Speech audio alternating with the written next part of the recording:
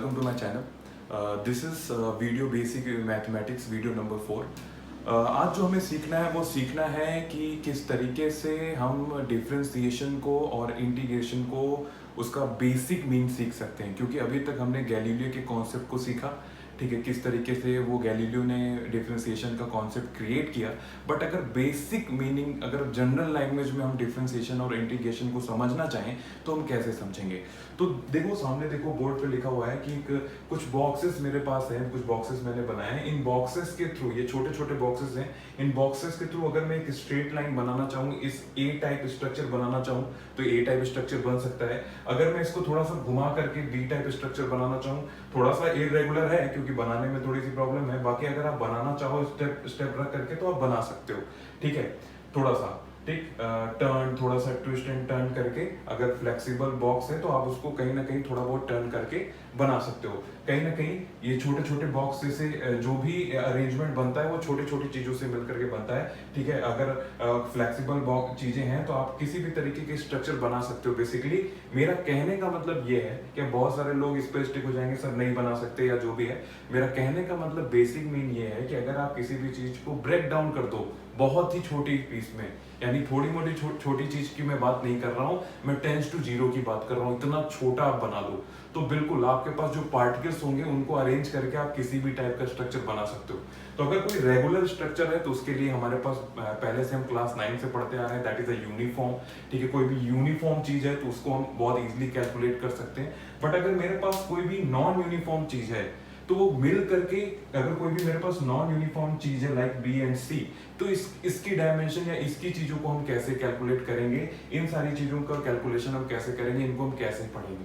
तो that is a non uniform, ठीक है। ये that is this one is uniform and that one is non uniform, ठीक है। तो किस तरीके से इसको हम सॉल्व करते हैं, तो यहाँ पर कॉन्सेप्ट लगता है डिफरेंशिएशन एंड इंटीग्रेशन का। यानी हम क्या करते हैं कि पहले उस पर्टिकुलर शेप को बहुत ही छोटे छोटे पार्ट्स में ब्रेक डाउन कर देते हैं, ठीक है। छोटे से पार्ट की वैल्यू निकाल करके उसको छोटे छोटे पार्ट को जब हम ऐड कर देते हैं तो दैट इज अ इंटीग्रेशन। यानी जब हम उस चीज को डिवाइड करके एक पार्ट पे उसकी स्टडी कर लेते हैं, फिर वैसे ही वैसे ही सारे पार्टिकल होंगे, ठीक है। तो वैसे ही सारे पार्ट को हम ऐड करके उसको इंटीग्रेट कर देते हैं और हमको उस पूरे स्ट्रक्चर की वैल्यू मिल जाती है। तो कहीं ना कहीं एक जनरल लैंग्वेज में समझने वाली बात है, ये एक बेसिक मीन था जो मैं आपको समझाना चाह रहा था। आई थिंक आपको समझ में आया होगा कि क्यों डिफरेंशिएशन और इंटीग्रेशन करते हैं, कि किसी भी नॉन यूनिफॉर्म स्ट्रक्चर को हम छोटे छोटे पार्ट में ब्रेक डाउन कर लेते हैं, उसके एक पीस की वैल्यू हम अगर फाइंड कर लें तो बाकी सारे पीसेस वैसे ही स्ट्रक्चर होंगे उनके, क्योंकि जब हमने सब कुछ छोटा छोटा कर दिया तो सारे पीसेस यूनिफॉर्म हो गए। अब आप उसको उससे कैसा भी स्ट्रक्चर बनाओ, ठीक है, उसको इंटीग्रेट कर करके उसकी वैल्यू हम फाइंड आउट कर लेते हैं। तो अभी मैंने डिफरेंशिएशन के मेथड बताए हैं। तो बेसिकली अभी आपके सामने दिख रहा होगा कि आज हम बेसिक इन प्रॉपर्टीज के बारे में डिस्कस करने वाले हैं। जैसे कि हमें पता है कि अगर आप मैथमेटिक्स के स्टूडेंट हो तो बहुत सारे ऐसे फंक्शंस होते हैं, जैसे ट्रिग्नोमेट्रिक फंक्शन हो गया, लॉगरिथम हो गया, ठीक है, एक्सपोनेंशियल फंक्शन हो गया। तो अलग मैथ्स में अलग अलग फंक्शंस होते हैं, तो अलग अलग फंक्शंस को डिफरेंशिएट करने के अलग अलग रूल्स होते हैं जो कि आपके सामने स्क्रीन पे दिख रहा होगा, ठीक है। तो इन रूल्स को हम वन बाय वन करके पढ़ेंगे कि क्या है ये रूल, ठीक है, इनको हम कैसे अप्लाई करते हैं। जब भी हमारे सामने इस टाइप के रूल्स हमको दिखेंगे, ठीक है, तो उनको हमें कैसे सॉल्व करना है, ठीक है। तो जो भी ये logarithm function, exponential function, trigonometric functions यहाँ सामने दिया हुआ है, ठीक है, उनकी स्टडी आप बेसिक रूप से तो मैथ्स में करोगे ही करोगे। लेकिन आज हम सिर्फ ये पढ़ने वाले हैं कि अगर ये बेसिक फंक्शंस हमारे सामने आ जाए और उनको हमें डिफरेंशिएट करना है तो हमें क्या वैल्यूज मिलेंगी। तो बायो के स्टूडेंट सिंपल है, ठीक है, किलर विजुअलाइजेशन करके हम सिंपल तरीके से इन सारी चीजों को पढ़ेंगे, ठीक है। तो आओ चलो स्टार्ट करते हैं। पहला रूल ये है कि किसी भी कांस्टेंट का जो डिफरेंशिएशन होता है वो जीरो होता है, ठीक है। ये मैंने कल भी बताया था, जो हमारी प्रीवियस वीडियो थी उसमें हमने सीखा था कि जो हमारे कांस्टेंट होते हैं उनका जो डिफरेंशिएशन होता है वो हमेशा क्या होता है, जीरो होता है, ठीक है। तो कांस्टेंट का डिफरेंशिएशन कैसे जीरो होता है, तो सपोज मैं एक एग्जांपल भी ले लेता हूँ, आपको समझाता हूँ, ठीक है। बाकी हम क्वेश्चन तो सॉल्व करेंगे ही करेंगे, ठीक। तो एक कांस्टेंट ले लेता हूँ, सपोज दैट कांस्टेंट में तो कोई भी नंबर आ सकता है, ठीक। कांस्टेंट में कोई भी नंबर आ सकता है, 5 6 7 8 1 2 3 4 5, ठीक है, कुछ भी हो सकता है। तो एक कांस्टेंट ले लेता हूं मैं 5, सपोज दैट 5, ठीक है। तो मेरे जो y की वैल्यू है, ठीक है, वो y की वैल्यू वो मैंने ले ली 5, ठीक है 5। तो इसको मैं ये भी तो लिख सकता हूँ y is equal to 5x की पावर 0, क्योंकि x की किसी की पावर जो 0 होती है वो 1 होती है, ठीक है। तो x की पावर 0 होने के बाद क्या होगा, 5 तो कांस्टेंट है, कांस्टेंट तो कांस्टेंट ही रहेगा, कांस्टेंट बाहर हमेशा लगा रहेगा, ठीक है। ये आ जाएगा 0 हो जाएगा और ऊपर 0 की पावर -1, ठीक है। यही तो डिफरेंशिएशन होता है। अभी सेकंड वाले में भी हम वही सीखेंगे कि जो किसी भी x की पावर n होता है, n सामने आ जाता है, ऊपर पावर में एक माइनस हो जाता है। तो देखो जी, अब किसी भी नंबर का जो 0 से मल्टीप्लाई होता है वो हमेशा क्या होता है, 0 होता है। इसका मतलब एक चीज हमेशा याद रखना है कि अगर आप कांस्टेंट, सिंगल कांस्टेंट का डिफरेंशिएशन कर रहे हो तो वो हमेशा क्या होता है, 0 होता है, ठीक है। नौ दूसरा y is equal to x की पावर n। अब आपको x की पावर, t की पावर, a की पावर, b की पावर में कुछ ही मिल गई, तो उसका डिफरेंशिएशन क्या होगा। तो देखो ऑपरेशन क्या लगाया मैंने, d बाई dx, क्योंकि यहाँ किसको डिफरेंशिएट करना है, x को डिफरेंशिएट करना है, इस वजह से dx। और यहाँ पे मैंने क्या नाम है, जहां पे वैकेंसी थी वहां पे मैंने क्या रखा, इस y फंक्शन को, यानी जिस फंक्शन को मैं डिफरेंशिएट करने जा रहा हूं उसको रखा। तो मैंने x की पावर n को डिफरेंशिएशन क्या होता है, n x, suppose that for example मैंने ले लिया y is equal to x की पावर 5, ठीक है। तो इसका डिफरेंशिएशन क्या हो जाएगा, 5x की पावर 5 माइनस 1, यानी 5x की पावर 4। 5 सामने आ गया, ऊपर एक पावर कम हो गई, ठीक है। ऐसे ही x की पावर 7, इसका डिफरेंशिएशन क्या हो जाएगा, 7x की पावर 6, ठीक है, ऊपर -1 हो जाएगा। ऐसे अगर मेरे पास है x की पावर 14, ठीक है, x की पावर 14 का डिफरेंशिएशन क्या हो जाएगा, d बाई dx, क्योंकि x ही रखना पड़ेगा नीचे क्योंकि x है, तो ये हो जाएगा 14, ठीक है, इंटू x की पावर 13, एक पावर कम हो जाएगी, ठीक है। तो ये आपको रूल पता लग गया। चलो, तो नाउ अब देखो नीचे थर्ड है कि अगर सपोज दैट आपके y के साथ पहले से ही कोई कांस्टेंट c लगा रहता, अगर आपके y के साथ पहले से ही कोई कांस्टेंट c लगा होता, कोई नंबर लगा होता, वो कोई भी कांस्टेंट हो, कोई यूनिवर्सल कांस्टेंट लगा होता, ठीक है, तो वो यूनिवर्सल कांस्टेंट अपनी पोजीशन पे ही रहता, ठीक है। उससे मतलब नहीं, कांस्टेंट को आप वैसे ही छोड़ देंगे जैसे वो था। देखो c है, ठीक है, cy था, ठीक है, तो हमने डिफरेंशिएट किसको किया, सिर्फ y को किया, c को हूबहू वैसे ही रहने दिया। जैसे हमने कल भी हम डिफरेंशिएट कर रहे थे कि हमारे पास जो x का रिलेशन था वो 5t² था, ठीक है, 5t², तो 5 हमने वैसे ही रहने दिया, ठीक है। 2t 2 माइनस 1 यानी 10t हमारा आंसर आया था, यानी 5 हमने वैसे ही छोड़ दिया था, बाद में ये 2 से मल्टीप्लाई हो गया। तो इस तरीके से हमने डिफरेंशिएशन के 3 रूल सीख लिए, ठीक है, फर्स्ट, सेकंड, थर्ड। इसके बाद चलिए हम चौथा रूल सीखते हैं। फोर्थ रूल इज कि y is equal to u plus v। अब ये u और v क्या है, ठीक है, ये u और v अलग अलग फंक्शन है, ठीक है। ये सेम फंक्शन भी हो सकते हैं, लाइक अगर मैं u की जगह t की पावर 5 भी ले सकता हूँ, ठीक है, v की जगह t की पावर 3 ले सकता हूँ। तो देखो दोनों सेम फंक्शन है, दोनों t की पावर है। हो सकता है कि u आपका t की पावर 5 होता और v आपका x की पावर 5 होता, तो दोनों अलग अलग फंक्शन हो गए। हो सकता है u आपका ट्रिग्नोमेट्रिक फंक्शन होता, साइन थीटा होता, तो v आपका कोई एक्सपोनेंशियल फंक्शन होता, ex, इसी को तो बोलते हैं एक्सपोनेंशियल फंक्शन। या फिर u आपका log x होता, कोई लॉगरिथम यूज हो जाता u की जगह, ठीक है, और v की जगह x की पावर 5 यूज हो जाता, ठीक है। तो ये दोनों, अगर दो अलग अलग फंक्शन ऐड हैं तो हम उनको कैसे डिफरेंशिएट करेंगे, तो बहुत ही सिंपल तरीका है इनको डिफरेंशिएट करने का। कुछ नहीं करना है, जिसके रिस्पेक्ट में डिफरेंशिएट कर रहे हो, जैसे यहाँ पे मैंने मान लिया कि ये दोनों u और v x के फंक्शन है, ठीक है, x के फंक्शन है, ठीक है, x के फंक्शन है, ठीक है, मैंने मान लिया, ठीक। तो मैंने क्या था, dy by dx is equal to du, यानी इस u को भी मैंने x के रिस्पेक्ट में डिफरेंशिएट किया, ठीक है, और इस v को भी मैंने x के रिस्पेक्ट में डिफरेंशिएट कर दिया। फॉर एग्जांपल अगर मेरा suppose that y is equal to x की पावर 5 प्लस x की पावर 3 प्लस x की पावर 2 प्लस x है, इस तरीके से इतना लंबी चेन दे दी हमको, तो कैसे हम डिफरेंशिएट करेंगे, सारे x के फंक्शन है, यानी यहाँ पे ऑपरेटर क्या यूज होगा, d बाई dx y, ठीक है, ये क्या हो जाएगा, ये हो जाएगा 5x की पावर 4 प्लस, ठीक है, फिर 3x की पावर 2, देखो सामने आ जा रहा है, ऊपर एक माइनस हो जा रहा है, 2x, और ये क्या हो जाएगा, ये तो वो ऑलरेडी 1 हो जाएगा, तो ये हो जाएगा 1 इंटू एक्स की पावर 0, जिसको क्या बोलते हैं, तो सीधा सीधा ये 1 आ जाएगा, ठीक है। तो दैट इज अ डिफरेंस, यानी चेन डायरेक्ट आप करते चले जाओ, ठीक है, उसमें कुछ नहीं सोचना है। अब सपोज दैट कि ये तो x के फंक्शन है, इसमें से कोई x का फंक्शन नहीं होता, ठीक है, मैंने एग्जांपल चेंज कर रहा हूं कि सपोज दैट इसमें से कोई x का फंक्शन नहीं होता, यहां t की पावर क्यूब होता और आप x के रिस्पेक्ट में डिफरेंशिएट कर रहे हो, तो आप क्या करोगे? अब मैंने तुम लोगों को एक चीज समझाई थी, पार्शियल डिफरेंशिएशन।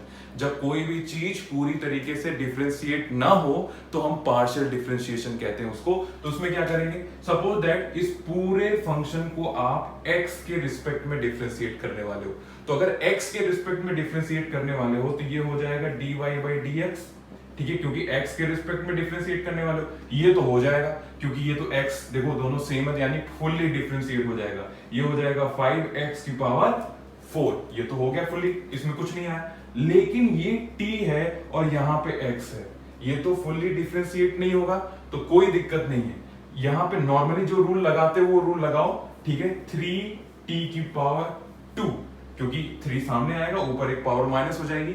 लेकिन अभी यहां पर खत्म नहीं होगा, अगर ये वाला फंक्शन और ये वाला फंक्शन सेम नहीं है तो इसको आपको ये करके लिखना पड़ेगा dt बाई dx, यानी t का अभी एक और पार्ट है जिसको आप डिवाइड नहीं कर सकते, ठीक है, that is dt by dx। ठीक, आई थिंक समझ में आ गया होगा कि अगर अलग अलग फंक्शन हो तो आप कैसे करेंगे। तो y is equal to u plus v दिया है तो आप क्या करेंगे, लगातार डिफरेंशिएट करते जाओगे। अगर सेम फंक्शन है तो वो डिफरेंशिएट होता चला जाएगा, और कोई अगर अलग फंक्शन है जो आपके जिसके रिस्पेक्ट में आप डिफरेंशिएट कर रहे हो वो नहीं है तो आप क्या करोगे, dt बाई dx, यानी अभी भी एक ऐसा पार्ट है जिसको आप डिवाइड नहीं कर सकते। तो हमेशा एक और एग्जांपल ले लेता हूं मैं, ठीक है, एक और एग्जांपल ले लेता हूं आपके लिए, ठीक है, समझने के लिए। जैसे suppose that y is equal to एक हो गया a की पावर 5, ठीक है, ये हो गया b की पावर 3, ठीक, कुछ भी हो गया, और इस पूरे फंक्शन को आपको a के रिस्पेक्ट में डिफरेंशिएट करना है, a के रिस्पेक्ट में डिफरेंशिएट करना है। तो मैं नीचे क्या लिखूंगा, d, हमारा ऑपरेटर क्या होगा, a के रिस्पेक्ट में डिफरेंशिएट करना है ना, तो d बाई dA, यहां पे क्या रखोगे, y, क्या हो जाएगा, अब तो a तो है ही, देखो दोनों सेम है, यानी ये फुल्ली डिफरेंशिएट हो जाएगा, तो ये क्या हो गया 5, अब तो ये डिफरेंशिएट हो जाएगा फुल्ली, तो a की पावर 4, इसमें कोई दिक्कत नहीं। लेकिन ये देखो b की पावर 3 है और यहाँ पे a के रिस्पेक्ट में डिफरेंशिएट कर रहे हो, तो क्या करेंगे हम, ठीक है, तो कुछ नहीं, जैसा फॉर्मूला हम अप्लाई करते हैं b स्क्वायर, लेकिन अभी b का जो एक पोर्शन है जो आप पूरी तरीके से डिवाइड नहीं कर सकते, तो that is db by dA। इस तरीके से अगर कोई भी चीज फुल्ली डिफरेंशिएट नहीं होगी तो एक पार्शियल डिफरेंशिएशन आपको लिखना पड़ेगा, ठीक है ना। अब इसी तरीके से यहां तो प्रोडक्ट था, अगर यहां पे माइनस हो जाता तो क्या होता, ये सम था, सम को तो आप कॉन्टिन्यूअस डिफरेंशिएट करते चले गए चेन में, लेकिन अगर यहां माइनस हो गया तब आप क्या करोगे, कोई प्रॉब्लम नहीं है, जैसे हम प्लस कर रहे थे वैसे माइनस करेंगे, साइन चेंज हो जाएगा, ठीक है, हर जगह पे साइन चेंज हो जाएगा, कोई दिक्कत नहीं है। बस इस तरीके से आप अगर कोई सम लिखा हुआ है, कोई सेम फंक्शन भी हो सकते हैं u एंड v, और कोई अलग अलग फंक्शन भी हो सकते हैं u एंड v, ठीक है। तो इसी तरीके से हम प्रोडक्ट भी देख लेते हैं, तो y is equal to u into v, अब प्रोडक्ट आ गया, फिर से वही कहानी, हो सकता है मैं ये मान सकता हूं कि u and v they are the function of x, ठीक है, लेकिन अगर नहीं निकले x तो ये वाला फॉर्मूला आप अप्लाई करना, ठीक है। फिलहाल इसका जो रूल है वो ये है कि अगर दो अलग अलग फंक्शन या दो सेम फंक्शन प्रोडक्ट हो गया उनका, तो किस, इसे हम प्रोडक्ट रूल भी कहते हैं, ठीक है, यानी इसको हम अगर दो अलग अलग फंक्शन का प्रोडक्ट है और उसको आपको डिफरेंशिएट करना है तो उसके लिए आपको ये प्रोडक्ट रूल, ठीक है, प्रोडक्ट रूल यूज करना पड़ेगा। नाउ तो इसको कैसे डिफरेंशिएट करना है, तो सपोज दैट इस पूरे फंक्शन को, इस पूरे प्रोडक्ट को मुझे x के रिस्पेक्ट में डिफरेंशिएट करना है, तो मैंने यहां ऑपरेटर क्या यूज कर लिया, d बाई dx, तो y को डिफरेंशिएट करना है x के रिस्पेक्ट में, तो dy बाई dx लिख लिया, ठीक है। तो ये क्या होगा, अब देखो प्रोडक्ट में क्या होता है, पहले एक फंक्शन को छोड़ेंगे, एक किसी को डिफरेंशिएट करेंगे, प्लस दूसरे को डिफरेंशिएट करेंगे, पहले वाले को छोड़ देंगे। यहां पे देखो पहले वाले को मैंने छोड़ दिया, पहले मैंने दूसरे वाले को डिफरेंशिएट किया, ठीक है, प्लस अब दूसरे वाले को छोड़ दिया, अब पहले वाले को डिफरेंशिएट किया। आप ऑर्डर चेंज भी कर सकते हो, ठीक है, कोई दिक्कत नहीं है, आप पहले u को डिफरेंशिएट कर दो, v को छोड़ दो, ठीक है, फिर बाद में आप क्या नाम है, v को डिफरेंशिएट करना, u को छोड़ देना, तो कोई प्रॉब्लम नहीं है, इसको बोलते हैं हम प्रोडक्ट रूल, ठीक है। तो चाहो तो एक एग्जांपल ट्राई करके देख लेते हैं यहाँ पे, ठीक है। एग्जाम्पल क्या है, suppose that y is equal to x की पावर 5 इंटू एक्स स्क्वायर दिया हुआ है, ठीक है, x की पावर 5 इंटू एक्स स्क्वायर दिया हुआ है। हो सकता है ये तो डायरेक्टली आप इसको x की पावर 7 कर सकते हो, तो नॉर्मली इसको आप डिफरेंशिएट करोगे तो 7x की पावर 6 हो जाएगा, ठीक है। लेकिन अगर ये दोनों सेम फंक्शन ना होकर के अलग अलग x की पावर 5 इंटू टी की पावर 5 आ गया, ठीक है, दोनों अलग अलग फंक्शन है, तो ऐसे में क्या करेंगे भाई, सपोज दैट इस पूरे प्रोडक्ट को आपको x के रिस्पेक्ट में डिफरेंशिएट करना है, तो मैंने क्या लिखा, dy बाई dx, ठीक है, इज इक्वल टू, पहले तो x को छोड़ देता हूं मैं, ठीक है, t को, अब t तो पूरी तरीके से डिफरेंशिएट होगा नहीं क्योंकि x और t दोनों अलग अलग हैं, तो फिर से वही रूल 5t की power 4 dt by dx plus, ठीक है, अब t की पावर 5 छोड़ दो, ठीक है, क्योंकि t की पावर 5 तो पहले तो आपने कर दिया ना, ठीक, तो t की पावर 5 ये क्या हो जाएगा, x की पावर, तो ये हो जाएगा 5x की पावर 4, क्यों, फुल्ली डिफरेंशिएट क्यों हो गया, क्योंकि x और x था, ठीक है। तो इस तरीके से आपने प्रोडक्ट, यानी अगर दो अलग अलग फंक्शन का प्रोडक्ट है तो आप उसको डिफरेंशिएट कर सकते हो। तो ये दोनों रूल आपको बहुत अच्छे से याद रखने हैं, यहाँ पे चाहे प्लस हो चाहे माइनस हो, दोनों में आप आगे बढ़ते जाओगे, ठीक है। और कभी कभी ऐसा क्वेश्चन आ जाता है कि सपोज दैट इस तरीके से लिखा है, x की पावर 5 ब्रैकेट में x स्क्वायर प्लस 1, इसमें कोई प्रॉब्लम नहीं है, पहले तो आप इसको पूरा रिजॉल्व करो, ठीक है, इस x की पावर 5 को पहले इससे मल्टीप्लाई करो, फिर x की पावर 5 को इससे मल्टीप्लाई, यानी x की पावर 7 प्लस x की पावर 5 लिखो, तब आप डिफरेंशिएट करो अलग अलग, ठीक है। ये क्या हो जाएगा, 7x की पावर 6 प्लस 5x की पावर 4, ठीक है। तो इस तरीके से आप डिफरेंशिएट कर सकते हो। तो नेक्स्ट रूल, यानी 6 is y is equal to log x, अब आ गया log, ठीक है। तो जब भी आपको देखो, ये मैथमेटिक्स का पार्ट है, यहाँ पर हम बेसिक मैथ्स पढ़ने वाले हैं, ठीक है, बहुत ज्यादा डिटेल में हम नहीं जाने वाले हैं। बाकी जो मैथ्स के स्टूडेंट्स हैं वो लॉग के बारे में बहुत अच्छे से पढ़ेंगे, एक्सपोनेंशियल फंक्शन के बारे में बहुत अच्छे से पढ़ेंगे, तो आपको मैथ्स में डिटेल में ये सारी चीजें पढ़ाई जाएंगी। क्योंकि अगर मैं इसको डिटेल में पढ़ाऊंगा तो प्रॉब्लम ये है कि ये जो बेसिक मैथमेटिक्स वाला लेक्चर है ये बहुत लंबा हो जाएगा और हम अपने फिजिक्स में तो घुस ही नहीं पाएंगे, ठीक है। तो फिलहाल अगर आपको कभी भी ऐसा फंक्शन मिल जाए log x, log y, log a, log b, और अगर आप जो भी नंबर है, यानी अगर बहुत सीधी सीधी बात है कि जिसके रिस्पेक्ट में डिफरेंशिएट कर रहे हो वो वही होना चाहिए जो यहाँ पे यूज हो रहा है, तभी वो फुल्ली डिफरेंशिएट होगा, ठीक है। तो अगर y को आपने डिफरेंशिएट किया x, क्योंकि यहाँ x है तो इसको x के रिस्पेक्ट में डिफरेंशिएट करेंगे, तो इसको log x को डिफरेंशिएट करने के बाद हमेशा हमको क्या मिलता है, 1/x। क्या याद रखना है कि अगर मैं log x को डिफरेंशिएट करूंगा तो उसका जो डिफरेंशिएशन होता है वो 1/x होता है। अगर log a को करूंगा तो log 1/a हो जाएगा, ठीक है। यानी log x को किया तो इसका डिफरेंशिएशन 1/x, log a को करूंगा तो 1/a, log b को करूंगा तो b के रिस्पेक्ट में डिफरेंशिएट करूंगा 1/b, जो भी होगा। लेकिन यहां पर log में जो बेस होता है इसका वो हमेशा e होना चाहिए, ठीक है, एक्सपोनेंशियल वाला e होना चाहिए, तभी ये 1/x होगा। अगर ये e ना हो करके कोई नंबर हो गया 1 2 3 4, मैंने मान लिया कि वो a हो गया। अब रूल नंबर 7 देखो कि सपोज दैट कि यहां पर नंबर हो गया, कि मैं एग्जांपल ले रहा हूं log बेस e ना हो करके, क्योंकि बेस e में ही हम log को पढ़ते हैं, ये 2x हो गया, ठीक है। तो इसका डिफरेंशिएशन क्या हो जाएगा, इसका डिफरेंशिएशन कुछ नहीं, बस यहां नॉर्मली x को बाहर ले लेंगे 1/x, ठीक है, log, अब बेस e कर दो 2 की जगह, और जहां x था वहां 2 कर दो, ये हो जाता है, ठीक है। ये आप बहुत अच्छे से पढ़ोगे जब आप डिफरेंशिएशन क्लास 12 में पढ़ोगे, फिलहाल मैथ्स की बात है ये, ठीक है। तो फिलहाल ये याद रखो कि अगर यहाँ बेस की जगह कोई नंबर आ गया, कोई a कांस्टेंट आ गया, ठीक है, या कोई वही नंबर या कांस्टेंट आ गया, तो उसका डिफरेंशिएशन क्या हो जाएगा कि x सामने नीचे चला जाएगा, 1/x log base e into a, ठीक है। तो इस तरीके say that is a rule number 7। Now rule number 8 is किसी भी एक्सपोनेंशियल फंक्शन, यानी e की पावर x, e की पावर y, e की पावर a, e की पावर b, कुछ भी हो, कोई भी एक्सपोनेंशियल फंक्शन का जो डिफरेंशिएशन होता है वो वही होता है, ठीक है। यानी e की पावर में आपको कुछ भी मिल जाएगा, e की पावर 2, e की पावर 5, ठीक है, x की जगह कुछ भी हो सकता है, ठीक है। तो हमेशा एक्सपोनेंशियल फंक्शन का जो डिफरेंशिएशन होता है वो हमेशा सेम होता है, यानी e की पावर x का डिफरेंशिएशन e की पावर x ही होगा, ठीक है। नाउ अब अगर कोई भी इस तरीके से देखो एक्सपोनेंट फॉर्म में आ गया, किसी भी कांस्टेंट की पावर, जैसे 2 की पावर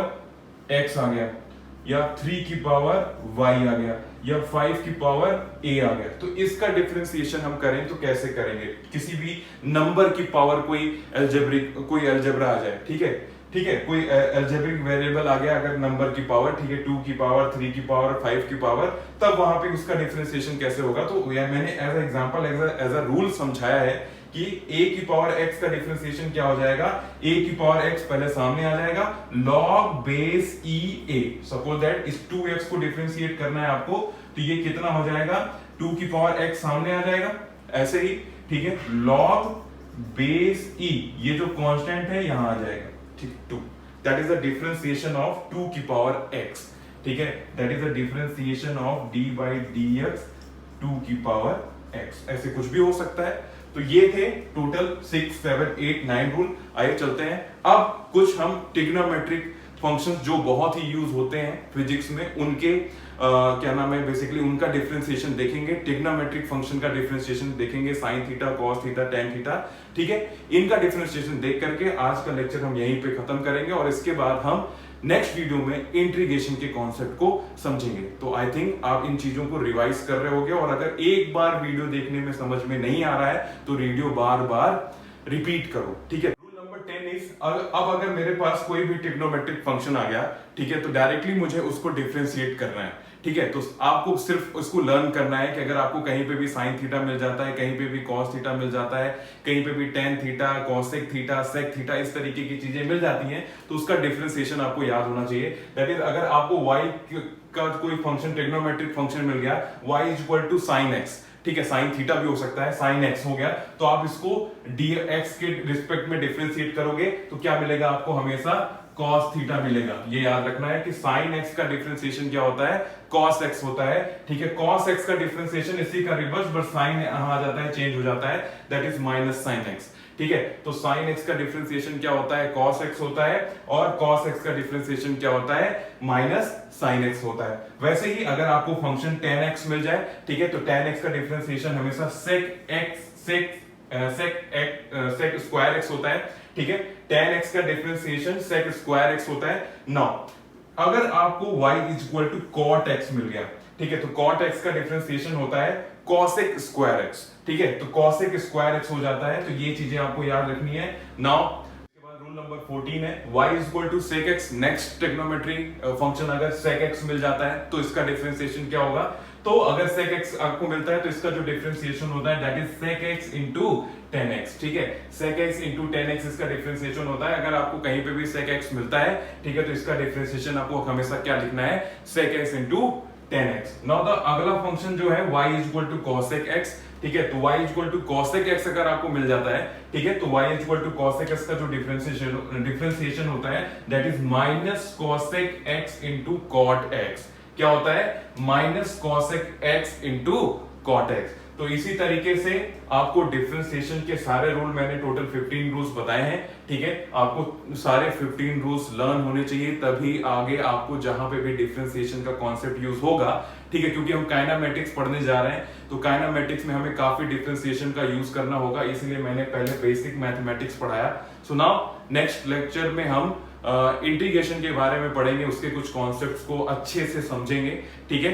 तो आई होप सो आपको ये सारी चीजें, ये लेक्चर समझ में आ रहे होंगे, ठीक है। तो अगर समझ में आ रहे हैं तो प्लीज इसको शेयर करो, क्योंकि शेयर करोगे तभी मुझे मोटिवेशन मिलेगा और मुझे आगे आगे जो भी सीरीज में कंटिन्यू करने वाला हूं उसको करने में मुझे और मोटिवेशन मिलेगा।